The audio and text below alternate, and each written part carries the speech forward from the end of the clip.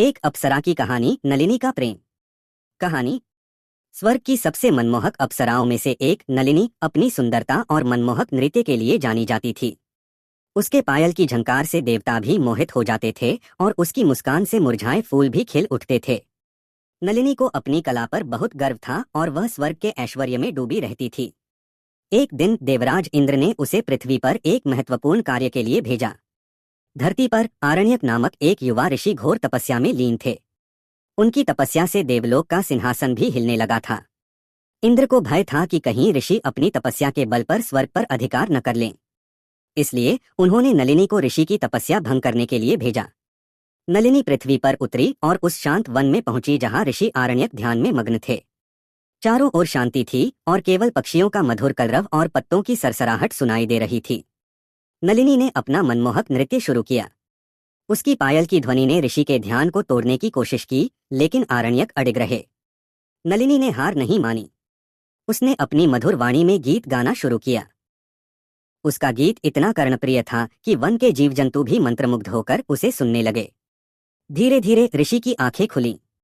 उन्होंने अपने सामने एक अलौकिक सौंदर्य की प्रतिमूर्ति को देखा। नलिनी के सुनहरे वस्त्र हवा में लहरा रहे थे और उसके चेहरे पर एक दिव्य तेज था।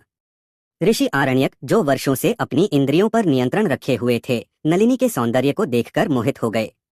उन्होंने अपना ध्यान भंग कर दिया और नलिनी से बात करने लगे। नलिनी ने अपनी चतुराई और मधुर बातों से ऋषि का मन जीत लिया। दोनों में प्रेम हो गया और उन्होंने गंधर्व विवाह कर लिया। कई वर्ष बीत गए। नलिनी और आरण्यक खुशी खुशी जंगल में रहने लगे। उनका एक पुत्र भी हुआ, जिसका नाम कमल रखा गया। नलिनी पृथ्वी के जीवन से इतनी प्रसन्न थी कि वह स्वर्ग वापस लौटना ही भूल गई। लेकिन स्वर्ग में इंद्र चिंतित थे। नलिनी के वापस न आने से स्वर्ग की रौनक फीकी पड़ गई थी। उन्होंने एक दूत को नलिनी को वापस बुलाने के लिए भेजा। जब दूत ने नलिनी को इंद्र का संदेश दिया तो वह दुविधा में पड़ गई। एक ओर उसका परिवार था और दूसरी ओर स्वर्ग के प्रति उसका कर्तव्य। भारी मन से नलिनी ने आरण्यक को सब कुछ सच सच बता दिया। आरण्यक यह सुनकर बहुत दुखी हुए, लेकिन उन्होंने नलिनी को उसके कर्तव्य से नहीं रोका।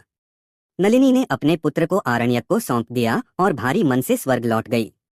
स्वर्ग में वापस आने के बाद भी नलिनी का मन पृथ्वी पर ही लगा रहा। वह हर पल अपने पति और पुत्र को याद करती। उसकी उदासी देखकर इंद्र को अपनी गलती का एहसास हुआ। उन्होंने नलिनी को वर्ष में एक बार पृथ्वी पर जाकर अपने परिवार से मिलने की अनुमति दी।